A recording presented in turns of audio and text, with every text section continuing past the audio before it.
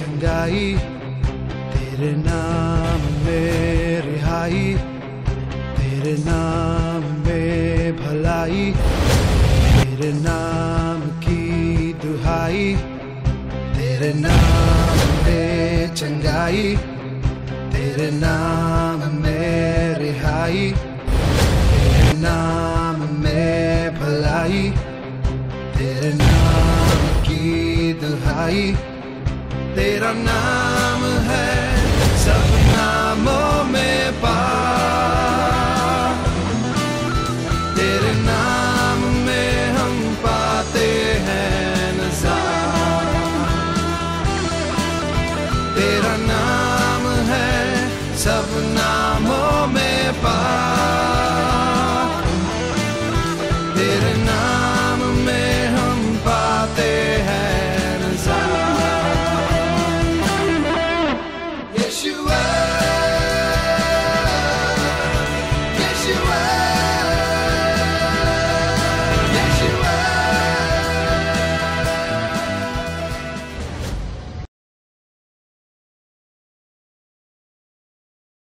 प्रिय जीसु कृष्णଙ୍କ ନାମରେ ମୁଁ ଆପଣଙ୍କୁ ସ୍ୱାଗତ ଜଣାଏ। ମୋ ପ୍ରିୟ ବନ୍ଧୁମାନେ, ଆଜି ପୃଥିବୀର ଲୋକମାନଙ୍କ ମଧ୍ୟରେ ଅନେକ ସମସ୍ୟା ଘେରି ରହିଅଛି। ପ୍ରତ୍ୟେକ ଲୋକମାନଙ୍କର ଅନେକ ସମସ୍ୟା ରହିଅଛି। ସେମାନଙ୍କ ମଧ୍ୟରେ ପାରିବାରିକ ସମସ୍ୟା, ବ୍ୟକ୍ତିଗତ ଜୀବନରେ, ବ୍ୟବସାୟରେ ଓ ସାମାଜିକ ଜୀବନରେ ସେମାନଙ୍କର ଅନେକ ସମସ୍ୟା ରହିଅଛି। ସେମାନେ ଏକ ବିଷୟ ଚିନ୍ତା କରିଥାନ୍ତି, କିନ୍ତୁ ତାଙ୍କ ଜୀବନରେ ଆଉ ଏକ ଅନ୍ୟ ବିଷୟ ଘଟିଥାଏ। ସେଥି ସକାଶେ ସେମାନେ ତାଙ୍କ ଶରୀରରେ ଅନେକ ସମସ୍ୟା, ବ୍ୟଥା ଓ ଅଶାନ୍ତି ଅନୁଭବ କରିଥାନ୍ତି। ସେମାନଙ୍କ ହୃଦୟରେ, ପାରିବାରିକ ଜୀବନରେ ଆଜି ପରମେଶ୍ୱର ପ୍ରତ୍ୟେକ ଲୋକଙ୍କର ସମସ୍ୟା ସମାଧାନ କରିବାକୁ ଚାହାନ୍ତି, ଯାହାକି ତାଙ୍କର ବ୍ୟକ୍ତିଗତ ଜୀବନରେ, ବ୍ୟବସାୟରେ ପରିଲକ୍ଷିତ। ମୋ ପ୍ରିୟମାନେ, ଏହି ସମସ୍ତ ସମସ୍ୟାକୁ ଆଜି ପରମେଶ୍ୱର ସମାଧାନ କରିବେ। ଆପଣଙ୍କ ସମସ୍ତ ବନ୍ଧନରୁ, ରୋଗରୁ, ସବୁ ପ୍ରକାର ସାଂସାରିକ ବୋଝ ଓ ଚିନ୍ତାରୁ ପ୍ରିୟ ଯୀଶୁ ପ୍ରଭୁ ଆଜି ଉଦ୍ଧାର କରିବେ। ଏହି ଆଶ୍ଚର୍ଯ୍ୟକାରୀ ପ୍ରଭୁ ଯୀଶୁ ସମସ୍ତ କ୍ଷତିରୁ ଆପଣଙ୍କୁ ଉଦ୍ଧାର କରିପାରିବେ। ସେ ଉଦ୍ଧାରକାରୀ ଓ ସୁରକ୍ଷାକାରୀ ଆଶ୍ଚର୍ଯ୍ୟକାରୀ ପ୍ରଭୁ ଅଟନ୍ତି। ସେ ଆପଣମାନଙ୍କୁ ଆଶ୍ଚର୍ଯ୍ୟ ଭାବରେ ପରିତ୍ରାଣ କରିବେ, ସୁସ୍ଥ କରିବେ। ଏହି ପ୍ରଭୁ ଆପଣଙ୍କ ସମସ୍ତ ସମସ୍ୟାର ସମାଧାନ କରିବାକୁ ଚାହାନ୍ତି। ତେଣୁକରି ଆପଣଙ୍କ ସମସ୍ୟା ଓ ସାଂସାରିକ ବୋଝ ପାଇଁ ଚିନ୍ତା କରିବା କୌଣସି ଆବଶ୍ୟକତା ନାହିଁ, କିନ୍ତୁ ଆପଣଙ୍କୁ ଗୋଟିଏ ବିଷୟ ଜାଣିବା ଆବଶ୍ୟକ ଯେ ପ୍ରଭୁ ଯୀଶୁ ଆପଣଙ୍କୁ ଡାକୁଛନ୍ତି। ପ୍ରିୟ ବନ୍ଧୁମାନେ, କିପରି ପରମେଶ୍ୱର ଆପଣଙ୍କୁ ଚାହାନ୍ତି, କିପରି ପ୍ରିୟ ଯୀଶୁ ଆପଣମାନଙ୍କୁ ଡାକୁଛନ୍ତି, ଏହି ବିଷୟ ମୁଁ ଆପଣଙ୍କୁ କହିବାକୁ ଚାହୁଁଛି। ମୋ ପ୍ରିୟ ବନ୍ଧୁମାନେ, ଆପଣମାନେ ଯଦି ମାଥ୍ୟୁ 11 ପର୍ବ 28 ପଦ ପଢିବେ, ଜାଣିପାରିବେ ପ୍ରିୟ ଯୀଶୁ ପ୍ରତ୍ୟେକ ଲୋକଙ୍କୁ ଡାକୁଛନ୍ତି। ଏ ପରିଶ୍ରାନ୍ତ ପାରଗ୍ରସ୍ତ ଲୋକ ସମସ୍ତେ ମୋ ନିକଟକୁ ଆସ, ମୁଁ ତୁମ୍ଭମାନଙ୍କୁ ବିଶ୍ରାମ ଦେବି। ଦେଖନ୍ତୁ କି ମହାନ ଅନୁଗ୍ରହ ପ୍ରଭୁ ଯୀଶୁ ଆପଣଙ୍କୁ ଦେଇଛନ୍ତି। ଯେଉଁମାନେ ପରିଶ୍ରାନ୍ତ ଓ ପାରଗ୍ରସ୍ତ, ଯେଉଁମାନେ ବିଶୃଙ୍ଖଳିତ, ପ୍ରିୟ ଯୀଶୁ ସେମାନଙ୍କୁ ଡାକୁଛନ୍ତି। ଯେଉଁ ଲୋକମାନେ ସମସ୍ୟାରେ, ପାପର ବନ୍ଧନରେ ଓ ଅଭିଶାପରେ ବୁଡ଼ି ଯାଇଛନ୍ତି, ଆଜି ପ୍ରଭୁ ଯୀଶୁ ସେମାନଙ୍କୁ ଡାକୁଛନ୍ତି। ହୋଇପାରେ ଆପଣମାନେ କହିପାରନ୍ତି, ପ୍ରଭୁ ଏହି ବୋଝକୁ ବୋହି ପାରୁନି, ମୋର ବ୍ୟଥା ଓ ସମସ୍ୟାକୁ ସହି ପାରୁନି, ମୁଁ ବ୍ଲାଷ୍ଟ ହେବାକୁ ବସିଅଛି। ପ୍ରଭୁ ଯୀଶୁ, ପାପମୟ ରାସ୍ତାରୁ ଫେରିବାକୁ ମୁଁ ଅସମର୍ଥ, କାରଣ ପାପର ବନ୍ଧନ ମୋତେ ବାନ୍ଧିଅଛି। ଆପଣମାନେ ଏହିପରି କହିପାରନ୍ତି, କିନ୍ତୁ ପ୍ରିୟ ବନ୍ଧୁମାନେ, ପରମେଶ୍ୱର ଯୀଶୁ ଆଜି ଆପଣଙ୍କୁ ଡାକୁଛନ୍ତି, ମୋ ନିକଟକୁ ଆସ, ମୋ ନିକଟକୁ ଆସ, ମୁଁ ତୁମ୍ଭମାନଙ୍କୁ ବିଶ୍ରାମ ଓ ଶାନ୍ତି ଦେବି। ଯେଉଁ ଲୋକ ଭାରାକ୍ରାନ୍ତ, ଶ୍ରାନ୍ତ, କ୍ଳାନ୍ତ, ସେହିମାନଙ୍କୁ ଆଜି ଏହି ଆଶ୍ଚର୍ଯ୍ୟକାରୀ ପ୍ରେମିକ ଯୀଶୁ ଡାକୁଛନ୍ତି। ପ୍ରିୟ ବନ୍ଧୁମାନେ, ଆପଣଙ୍କର ପ୍ରତ୍ୟେକଙ୍କୁ ଯୀଶୁଙ୍କ ପାଖକୁ ଆସିବା ଆବଶ୍ୟକ। ଯଦି ଆପଣମାନେ ତାଙ୍କ ନିକଟକୁ ଆସିବେ ଓ ତାଙ୍କୁ ଡାକିବେ ସେ ନିଶ୍ଚୟ ଆପଣଙ୍କୁ ସାହାଯ୍ୟ କରିବେ, ଉଦ୍ଧାର କରିବେ। ସେ ଏକମାତ୍ର ତ୍ରାଣକର୍ତ୍ତା ଅଟନ୍ତି, କାରଣ ସେ ସର୍ବଶକ୍ତିମାନ ଓ ସାମର୍ଥ୍ୟବାନ ପରମେଶ୍ୱର ଅଟନ୍ତି। ସେ ଆପଣଙ୍କ ଓ ମୋ ପାଇଁ ଶକ୍ତିର କାର୍ଯ୍ୟ କରିବାକୁ ଚାହାନ୍ତି। ସେ ସମସ୍ତ କାର୍ଯ୍ୟ ଆଶ୍ଚର୍ଯ୍ୟ ଭାବରେ କରିବେ। ମୋ ପ୍ରିୟ ବନ୍ଧୁମାନେ, ହୋଇପାରେ ଆପଣଙ୍କ ପରିବାର, ବ୍ୟବସାୟ ଓ ସାମାଜିକ ଜୀବନରେ ଆଜି ଅନେକ ସମସ୍ୟା ରହିଅଛି। କିଛି ଲୋକଙ୍କର ଚାକିରି, ପୁଣି ଛାତ୍ରଛାତ୍ରୀଙ୍କ ପଢା ଜୀବନରେ ସମସ୍ୟା ରହିଅଛି। କୌଣସି ବିଷୟରେ ଚିନ୍ତା କରନ୍ତୁ ନାହିଁ। ଆପଣମାନେ ଯୀଶୁଙ୍କ ଠାରେ ପ୍ରାର୍ଥନା କରନ୍ତୁ। ଆପଣ ତାଙ୍କ ନିକଟରେ ପ୍ରାର୍ଥନା କରିପାରନ୍ତି, କାରଣ ତାହାଙ୍କ ଦୟା ଓ ଅନୁଗ୍ରହ ଦ୍ୱାରା ସେ ଆପଣଙ୍କୁ ଡାକୁଛନ୍ତି। ଆପଣ ତାଙ୍କୁ ମାଗି ପାରିବେ, ଯୀଶୁ ମୋତେ ଆଶୀର୍ବାଦ କର, ପାପରୁ ରକ୍ଷା କର। ଏହିପରି ଆପଣ ତାଙ୍କୁ ମାଗି ପାରିବେ ଏବଂ ସମସ୍ତ ବୋଝ ତାଙ୍କୁ ଦେଇପାରିବେ। ସେ ଆପଣଙ୍କୁ ଉଦ୍ଧାର ଓ ସୁରକ୍ଷା କରିବେ। ମୋ ପ୍ରିୟମାନେ, ଆପଣ ମାଥ୍ୟୁ 9:1-8 ପଢ଼ନ୍ତୁ। ଏଠାରେ ପବିତ୍ର ବାଇବଲ କୁହେ, ସେଥିରେ ସେ ନୌକାରେ ଚଢ଼ି ପାରିଗଲେ ଓ ନିଜ ନଗରକୁ ଆସିଲେ।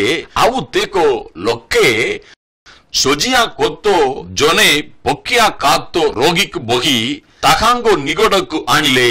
ପୁଣି ଯୀଶୁ ସେମାନଙ୍କ ବିଶ୍ୱାସ ଦେଖି ସେହି ପକ୍ଷାଘାତ ରୋଗୀକୁ କହିଲେ, ବସ, ସାହସ ଧର, ତୁମ୍ଭର ପାପ ସବୁ କ୍ଷମା କରାଗଲା।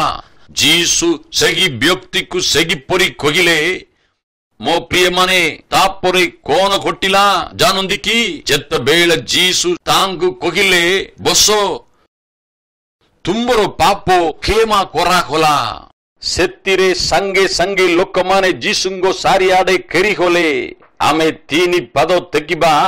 ଏଠାରେ ଏହି ପ୍ରକାର ଲେଖାଯାଏ, ଆଉ ଶାସ୍ତ୍ରୀ ମାନଙ୍କ ମଧ୍ୟରୁ କେହି ମନେ ମନେ କହିଲେ, ଏହି ଲୋକ ଈଶ୍ୱର ନିନ୍ଦା କରୁଅଛି। ସେମାନେ ଯୀଶୁଙ୍କ ଈଶ୍ୱର ନିନ୍ଦକ ବୋଲି କହିଲେ, କାରଣ ପ୍ରଭୁଙ୍କ ବିଷୟ ସେମାନେ ଜାଣିନଥିଲେ। ସେମାନେ ପ୍ରଭୁଙ୍କ ଶକ୍ତିକୁ ବିଶ୍ୱାସ କରିପାରିଲେ ନାହିଁ ଏବଂ କହିଲେ, କେମିତି ଏହି ଲୋକଟା ମନୁଷ୍ୟର ପାପ କ୍ଷମା କରିପାରେ? ଏହିପରି ସେମାନେ କହିଲେ, କାରଣ ଯୀଶୁଙ୍କ ଶକ୍ତି ବିଷୟ ସେମାନେ ଜାଣିନଥିଲେ। ଯଦି ଆପଣମାନେ 4 ପଦ ପାଠ କରିବେ, ସେଠାରେ ଦେଖିବେ ଯୀଶୁ ସେମାନଙ୍କ ମନରେ ଚିନ୍ତା ଜାଣି କହିଲେ, ତୁମ୍ଭେମାନେ ଆପନା ମନରେ କାହିଁକି କୁଚିନ୍ତା କରୁଅଛ? ମନୁଷ୍ୟର ପୁତ୍ରଙ୍କର ଯେ ପାପ କ୍ଷମା କରିବା ଅଧିକାର ଅଛି, ଏହା କଣ ତୁମ୍ଭମାନେ ଜାଣ ନାହିଁ? ଏହା କଣ ତୁମ୍ଭମାନେ ଜାଣ ନାହିଁ? ଯୀଶୁଙ୍କ ଶକ୍ତି ରହିଛି। ପ୍ରିୟମାନେ, ସ୍ୱର୍ଗ ଓ ପୃଥିବୀର ସମସ୍ତ ଅଧିକାର ତାଙ୍କୁ ପ୍ରଦତ୍ତ ହୋଇଅଛି। ଦେଖନ୍ତୁ, ପ୍ରଭୁ ସେହି ବ୍ୟକ୍ତିର ପାପ କ୍ଷମା କଲେ।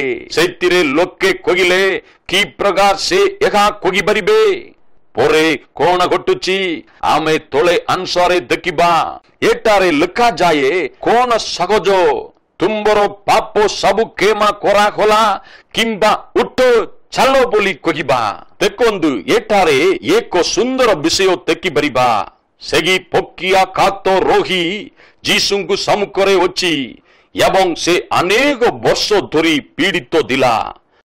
ସେ ଚାଲିପାରୁ ନଥିଲା, କିନ୍ତୁ କିଛି ଲୋକ ତାଙ୍କୁ ବହି ଯୀଶୁଙ୍କ ପାଖକୁ ଆଣିଛନ୍ତି ଏବଂ ଯୀଶୁ ତାଙ୍କୁ କହୁଛନ୍ତି, ତୁମ୍ଭର ପାପ କ୍ଷମା କରାଗଲା। ସେଥିରେ ଲୋକେ ଯୀଶୁଙ୍କୁ କହିଲେ, କେମିତି ତୁମ୍ଭେ ପାପ କ୍ଷମା କରିପାରିବ? କେମିତି ତୁମ୍ଭେ ପାପ କ୍ଷମା କରିପାରିବ? ସେଥିରେ ଯୀଶୁ ସେମାନଙ୍କୁ କହିଲେ, କେଉଁ ବିଷୟ ସହଜ, ତୁମ୍ଭର ପାପ କ୍ଷମା କରାଗଲା କହିବା, ନା ତୁମ୍ଭେ ଏହି କ୍ଷଣେ ସୁସ୍ଥ ହୁଅ ବୋଲି କହିବା? ଏହି ଯୀଶୁ ଏହି ପ୍ରକାର ପ୍ରଶ୍ନ କଲେ। ଯୀଶୁ ଏହି ପ୍ରକାର ପ୍ରଶ୍ନ କଲେ। ଆମେ ସବୁ ପଦରେ ଦେଖିପାରିବା କଣ ଘଟୁଛି। କିନ୍ତୁ ପୃଥିବୀରେ ପାପ କ୍ଷମା କରିବାକୁ ମନୁଷ୍ୟ ପୁତ୍ରଙ୍କର ଯେ ଅଧିକାର ଅଛି, ଏହା ଯେପରି ତୁମ୍ଭେମାନେ ଜାଣିପାର। ହେଥିପାଇଁ ସେ ପକିଆ କାତ ରୋଗୀକୁ କହିଲେ, ଉଠ ନିଜ ଖଟିଆ ଘେନି ଆପଣ ଘରକୁ ଚାଲିଯାଅ। ଦେଖନ୍ତୁ କି ଆଶ୍ଚର୍ଯ୍ୟମୟ ପ୍ରଭୁ, ଏଠାରେ କି ପ୍ରକାର ଆଶ୍ଚର୍ଯ୍ୟ କର୍ମ ଘଟୁଛି। ପୁଣି ଲୋକମାନେ କଣ ଭାବୁଛନ୍ତି? ଯୀଶୁ ପାପ କ୍ଷମା କରିପାରନ୍ତି, ଏହା କିପରି ସମ୍ଭବ?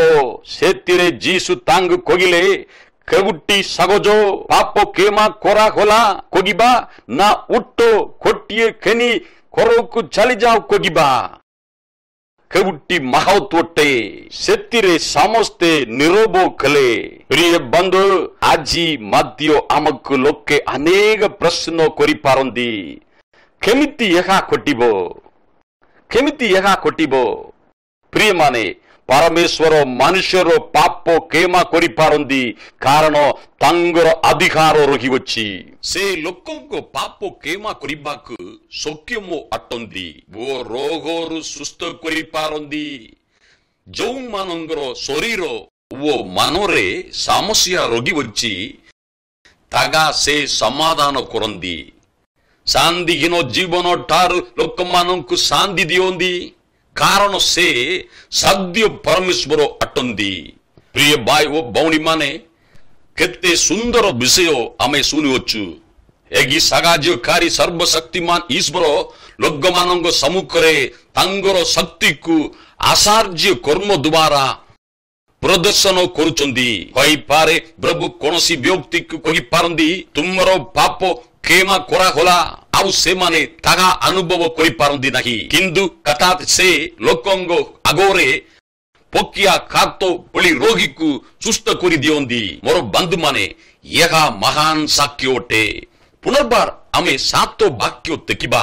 ଯୀଶୁ ସେହି ବ୍ୟକ୍ତିକୁ କହିଲେ, ଆପଣ ଖଟିଆ ନେଇ ଘରକୁ ଚାଲିଯାଅ। ଏହିପରି ପ୍ରଭୁ ଯୀଶୁ ଆଜ୍ଞା ଦେଲେ। ଅନେକ ବର୍ଷ ଧରି ସେହି ବ୍ୟକ୍ତି ଶଯ୍ୟାଶାୟୀ ଥିଲା ଓ ଚାଲି ପାରୁନଥିଲା। ପଦେ ସେ କାତ ଉପରକୁ ଟେକି ପାରୁନଥିଲା। ଏହିଭଳି ତାର ସମସ୍ୟା ଥିଲା। କିନ୍ତୁ ମୋ ପ୍ରିୟମାନେ, ଯୀଶୁ ତାଙ୍କୁ ଆଜ୍ଞା ଦେଲେ, ଖଟିଆ ଘେନି ଘରକୁ ଚାଲିଯାଅ। ସେହି କ୍ଷଣି ସେ ଉଠିଲା ଏବଂ ଖଟିଆ ଘେନି ଘରକୁ ଚାଲିଗଲା। ପ୍ରିୟ ବନ୍ଧୁମାନେ, ଏହା କି ପ୍ରକାର ସମ୍ଭବ କଲା? 11 ଅର୍ଥ ପରମେଶ୍ୱର ସର୍ବଶକ୍ତିମାନ। ସେ ସମସ୍ତଙ୍କୁ ଶାନ୍ତି ଓ ଆନନ୍ଦ ଦେଇପାରନ୍ତି। ସମସ୍ତ ବିଷୟରେ ତାଙ୍କର ଅଧିକାର ରହିଅଛି। ମୋ ପ୍ରିୟମାନେ, ଆମେ ଗୋଟିଏ ସୁନ୍ଦର ସତ୍ୟ ବିଷୟ ଶୁଣିବା ଏବଂ ମୁଁ ତାହା ଆପଣଙ୍କୁ କହିବାକୁ ଚାହୁଁଛି। ଦେଖନ୍ତୁ, ଲୋକେ ପୃଥିବୀରେ ବସବାସ କରନ୍ତି ଏବଂ ଏହି ଲୋକଙ୍କର ଅନେକ ସମସ୍ୟା ରହିଥାଏ। ଯଥା ଅର୍ଥ ସମସ୍ୟା, ଦରିଦ୍ରତା, ମାନସିକତା, ସାମାଜିକତା ଏବଂ କିଛି ଲୋକଙ୍କ ଜୀବନରେ ଜନ୍ମଗତ ଚରିତ୍ର ସମସ୍ୟା ଥାଏ। ପ୍ରିୟ ବନ୍ଧୁମାନେ, ମୁଁ ଆପଣମାନଙ୍କୁ କହିବାକୁ ଚାହୁଁଛି, ଏହି ସମସ୍ୟା ଗୁଡ଼ିକ ମଧ୍ୟରେ ରୋଗ ମଧ୍ୟ ଏକ ସମସ୍ୟା ଅଟେ। ରୋଗ ମଧ୍ୟ ଗୋଟିଏ ସମସ୍ୟା ଅଟେ। ଆପଣମାନଙ୍କୁ ଏହି ବିଷୟ ଧ୍ୟାନର ସହିତ ବୁଝିବା ଆବଶ୍ୟକ। କହିପାରେ ଜ୍ଞାନୀ ଲୋକ ଏହା ବୁଝିପାରନ୍ତିନି। ମୋ ପ୍ରିୟ ଭାଇ ଭଉଣୀମାନେ, ପରମେଶ୍ୱରଙ୍କ ଆଶ୍ଚର୍ଯ୍ୟ କର୍ମକୁ କିଛି ଲୋକ ବୁଝିପାରନ୍ତିନି। କିନ୍ତୁ ମୋ ପ୍ରିୟମାନେ, ମୁଁ ଅନୁରୋଧ କରେ, ଆପଣମାନେ ଏହି ବିଷୟ ଧ୍ୟାନ ସହ ଶୁଣନ୍ତୁ। ଲୋକଙ୍କ ଜୀବନରେ ଅନେକ ସମସ୍ୟା ରହିଥାଏ। ବ୍ୟବସାୟ, ଅର୍ଥ, ମାନସିକ, ପରିବାର, ସମାଜ ଓ ବ୍ୟକ୍ତିଗତ ଭାବରେ ଅନେକ ବିଶୃଙ୍ଖଳା ରହିଥାଏ। ଏହି ସବୁ ଗୋଟିଏ ଗୋଟିଏ ସମସ୍ୟା ଅଟେ। ଆରୋଗ୍ୟ ନହେଲା ପଳି ରୋଗ, ସମାଧାନ ନହେଲା ପଳି ସମସ୍ୟା ଓ ଶାରୀରିକ ଯନ୍ତ୍ରଣା ମଧ୍ୟ ଗୋଟିଏ ସମସ୍ୟା ଅଟେ। ଏହି ଆଶ୍ଚର୍ଯ୍ୟକାରୀ ପରମେଶ୍ୱର ପ୍ରେମିକ ଯୀଶୁ ଆପଣମାନଙ୍କ ପିତା ଅଟନ୍ତି। ସେ ଆପଣଙ୍କର ସବୁ ସମସ୍ୟାକୁ ପୋଛିଦେବେ, ସମାଧାନ କରିବେ ଓ ରୋଗରୁ ସୁସ୍ଥ କରିବେ। ତାହା ହିଁ ଆସାର୍ଯ୍ୟ କର୍ମର ଚିହ୍ନ ଅଟେ। ଆସାର୍ଯ୍ୟ କର୍ମ ଦ୍ୱାରା ପ୍ରଭୁ ଯୀଶୁ ଆପଣଙ୍କ ସବୁ ସମସ୍ୟାର ସମାଧାନ କରିବେ। ପ୍ରିୟ ବନ୍ଧୁ, ଆପଣଙ୍କର ଚିନ୍ତା କରିବ ଆବଶ୍ୟକ ନାହିଁ। ଆପଣଙ୍କର ଚିନ୍ତା କରିବା ଆବଶ୍ୟକ ନାହିଁ। ଚିନ୍ତା କରନ୍ତୁନି, କେବଳ ତାଙ୍କୁ ମାଗନ୍ତୁ, ତାଙ୍କ ଠାରୁ ସାହାଯ୍ୟ ଲୋଡ଼ନ୍ତୁ। ସେ ଆପଣଙ୍କୁ ନିଶ୍ଚୟ ସାହାଯ୍ୟ କରିବେ, ଉଦ୍ଧାର କରିବେ, ଏଥିରେ କିଛି ସନ୍ଦେହ ନାହିଁ। ଏହି ଆସାର୍ଯ୍ୟକାରୀ ପରମେଶ୍ୱର ଆପଣଙ୍କୁ ସମସ୍ତ ସଙ୍କଟରୁ ଉଦ୍ଧାର କରିବେ। ପ୍ରିୟ ବନ୍ଧୁମାନେ, ପୁନର୍ବାର ଆମେ ବାକ୍ୟ ଦେଖିବା, ଯାହାକି 8 ପଦରେ ଲେଖାଯାଏ, ତାହା ଦେଖି ଲୋକ ସମୂହ ଭୀତ ହେଲେ। ପୁଣି ଯେଉଁ ଈଶ୍ୱର ମନୁଷ୍ୟମାନଙ୍କୁ ଏପରି ଅଧିକାର ଦେଇଅଛନ୍ତି ତାହାଙ୍କର ମହିମା କୀର୍ତ୍ତନ କଲେ। ଏହିପରି ଲୋକେ ପ୍ରଭୁଙ୍କ ପ୍ରତି ଆସାର୍ଯ୍ୟାନ୍ୱିତ କଲେ।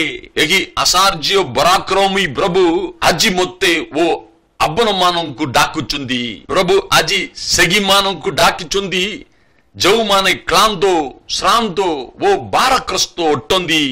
ସେତି ସକାଶେ ଯୀଶୁ କ୍ରୁଶରେ ମଲେ ଆପଣଙ୍କର ସମସ୍ତ ପାପ, ଅପରାଧ ଓ ଅବଦ୍ୟା ସକାଶୁ ସେ କ୍ରୁଶରେ ମଲେ।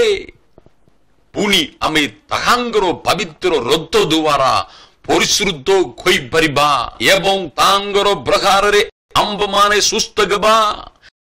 ଏହା ପବିତ୍ର ବାଇବଲରେ ଲେଖାଯାଇଅଛି। ପ୍ରିୟ ବନ୍ଧୁମାନେ, ପୁନର୍ବାର ଆମେ ମାଥ୍ୟୁ 4 ବର୍ଗ 23 ଓ 26 ପଦ ପଢ଼ିବା।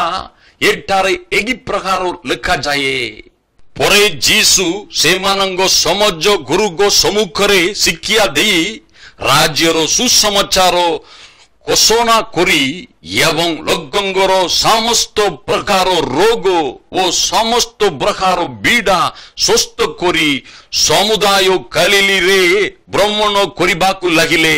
ପ୍ରିୟ ବନ୍ଧୁମାନେ, ପ୍ରଭୁ ଯୀଶୁ ସମାଜ ଗୃହରେ ଲୋକମାନଙ୍କ ମଧ୍ୟରେ ପ୍ରଚାର କରୁଥିଲେ। ଦେଖନ୍ତୁ, ପବିତ୍ର ବାଇବଲ ପ୍ରଭୁ ଯୀଶୁଙ୍କୁ କେବଳ ପ୍ରଚାରକ ବୋଲି କହୁନି, କିନ୍ତୁ ଆସାର୍ଯ୍ୟ କର୍ମକାରୀ ବୋଲି ମଧ୍ୟ ସ୍ପଷ୍ଟ ଭାବରେ କୁହେ। ଆମେ 26 ପଦରେ ଦେଖିବା, ଆଉ ତାହାଙ୍କ ସମ୍ବନ୍ଧରେ ଜନ ରୋଗ ସମୁଦାୟ ସୂର୍ଯ୍ୟ ପର୍ଯ୍ୟନ୍ତ ବ୍ୟାପିଗଲା। ପୁଣି ଲୋକେ ଭୂତଗ୍ରସ୍ତ, ମୂର୍ଖୀ ରୋଗୀ ଓ ଯନ୍ତ୍ରଣାଗ୍ରସ୍ତ, ପକ୍ଷାଘାତ ରୋଗୀ ଆଦି ନାନା ପ୍ରକାର ରୋଗରେ ପୀଡ଼ିତ ଓ ଯନ୍ତ୍ରଣାଗ୍ରସ୍ତ ସମସ୍ତଙ୍କୁ ତାହାଙ୍କ ନିକଟକୁ ଆଣିଲେ, ଆଉ ସେ ସେମାନଙ୍କୁ ସୁସ୍ଥ କଲେ।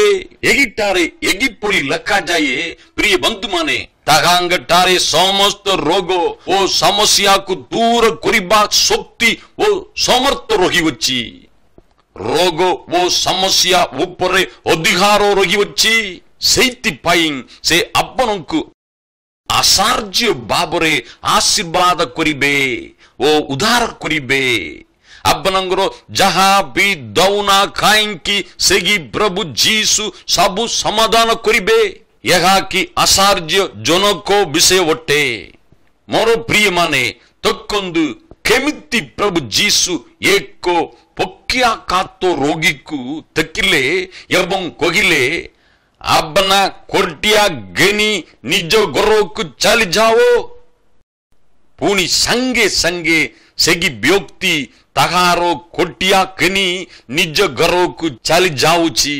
ଏହା ଆଶ୍ଚର୍ଯ୍ୟ ବିଷୟ। ମୋ ପ୍ରିୟ ବନ୍ଧୁମାନେ, ଏହି କାର୍ଯ୍ୟକ୍ରମ ଦେଖୁଥିବା ଲୋକମାନେ, ତାଙ୍କ ମୁଖ ଅନ୍ବେଷଣ କରୁଥିବା ଲୋକମାନେ ଆଶ୍ଚର୍ଯ୍ୟ ଭାବରେ ଆପଣମାନେ ଆଶୀର୍ବାଦ, ସୁସ୍ଥତା ଓ ପରିତ୍ରାଣ ପାଇପାରିବେ। ପ୍ରିୟ ଭାଇ ଓ ଭଉଣୀ ମାନେ, କିଛି ଲୋକ ଭାବୁଥିବେ ଏହି ଆଶ୍ଚର୍ଯ୍ୟ ଜନକ ଆଶୀର୍ବାଦ ଏହାର ଅର୍ଥ କଣ? କିନ୍ତୁ ମୁଁ ଆପଣଙ୍କୁ କହୁଅଛି, ମୋ ପ୍ରିୟ ମାନେ, ଯେତେବେଳେ ଆପଣମାନେ ସମସ୍ୟା ସମୟରେ ଆଶୀର୍ବାଦ ପାଇବେ, ସମସ୍ତ ରୋଗ ଓ ବ୍ୟଥାରୁ ସୁସ୍ଥ ପାଇବେ, ପାପ ଓ ଅଭିଶାପରୁ ମୁକ୍ତି ପାଇବେ, ତାହା ହିଁ ଆଶ୍ଚର୍ଯ୍ୟର ଆଶୀର୍ବାଦ ଅଟେ। ତାପରେ ଯେଉଁମାନେ ଆପଣଙ୍କୁ ଦେଖିବେ, ଅର୍ଥାତ୍ ଆପଣଙ୍କ ପରିବାର ବର୍ଗ ପଡ଼ୋଶୀ ଭଉଣୀ ଚିହ୍ନା ପରିଚୟ ଲୋକମାନେ ସେମାନେ ଶୋକିତ ହେବେ ଏବଂ କହିବେ ବାପରେ ବାପ କେମିତି ଏହି ଲୋକ ଏତେ ବଡ଼ ଆଶୀର୍ବାଦ ପ୍ରାପ୍ତ ହେଲା, କେମିତି ତାର ରୋଗ ସୁସ୍ଥ ହେଲା, ଓ କି ଆଶ୍ଚର୍ଯ୍ୟ କେମିତି ସେ ଏତେ ଧନୀ ଗଲା ଇତ୍ୟାଦି ଇତ୍ୟାଦି। ସେହିପରି ପ୍ରଭୁ ଆପଣଙ୍କ ଆଶୀର୍ବାଦ କରିବେ। ପ୍ରତ୍ୟେକ ଜନ ଆପଣଙ୍କୁ ଦେଖିବେ ଓ ଜାଣିବେ। ପ୍ରିୟ ବନ୍ଧୁମାନେ, ସେଇଥିପାଇଁ ଆପଣମାନେ ଚିନ୍ତା କରନ୍ତୁନି, କେବଳ ଯୀଶୁଙ୍କ ମୁଖ ଅନ୍ୱେଷଣ କରନ୍ତୁ, କାରଣ ସେ ଆପଣଙ୍କୁ ଡାକୁଛନ୍ତି।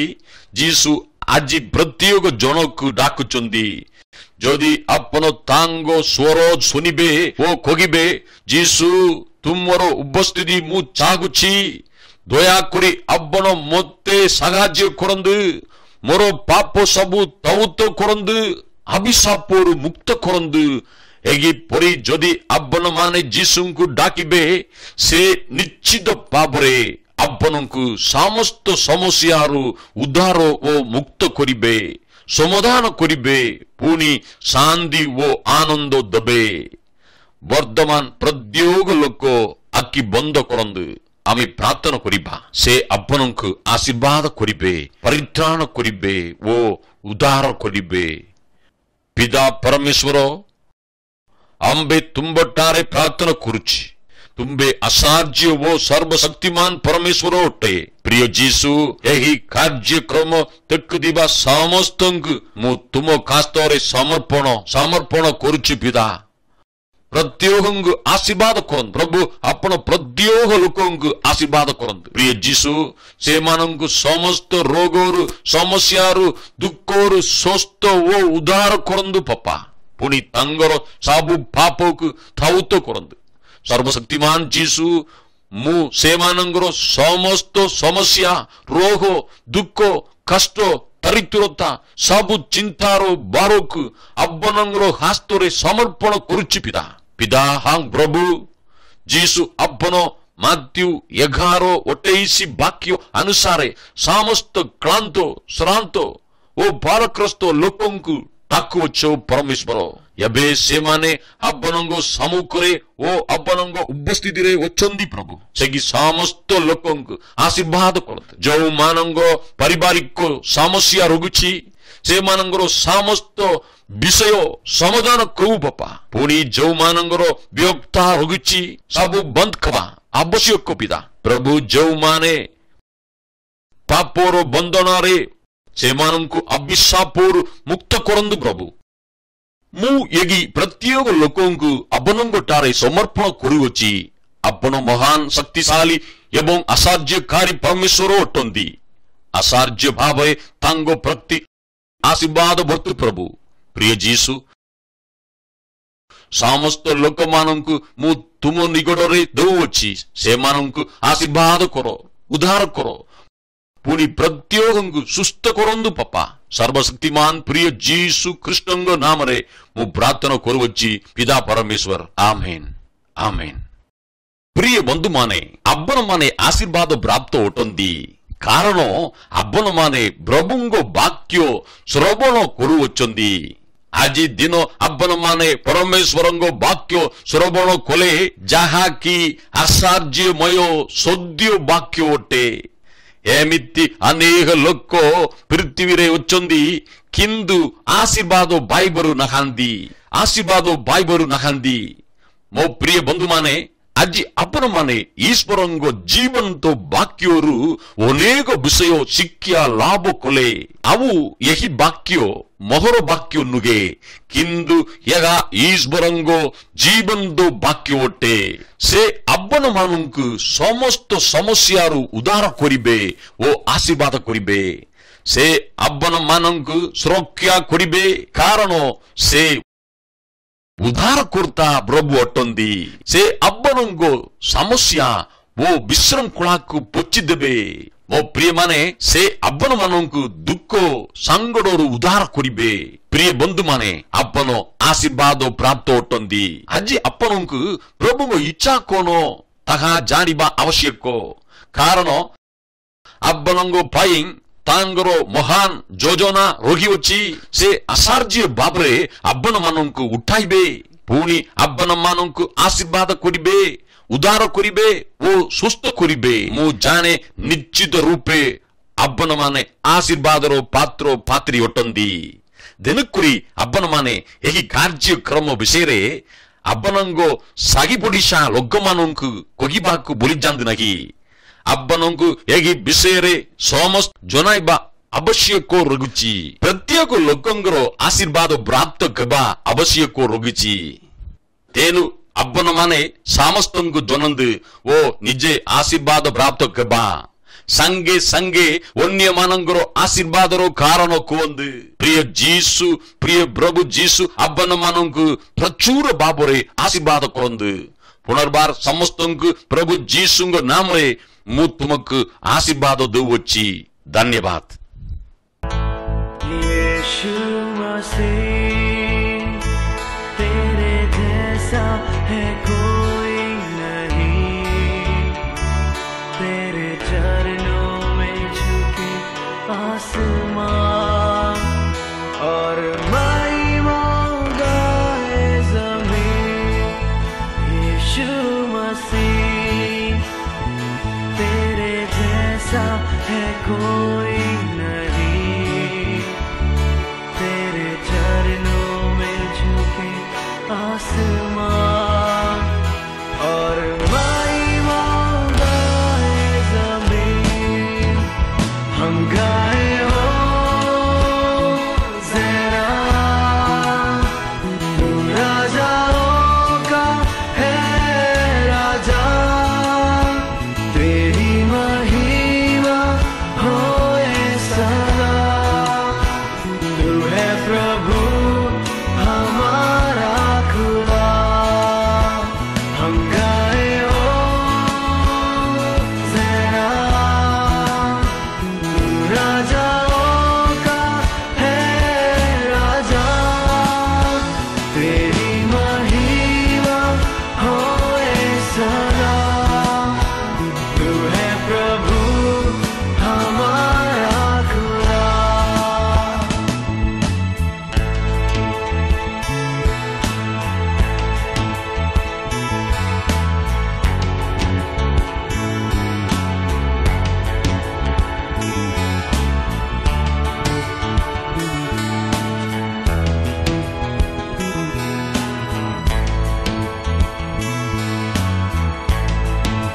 प्यारे पिता,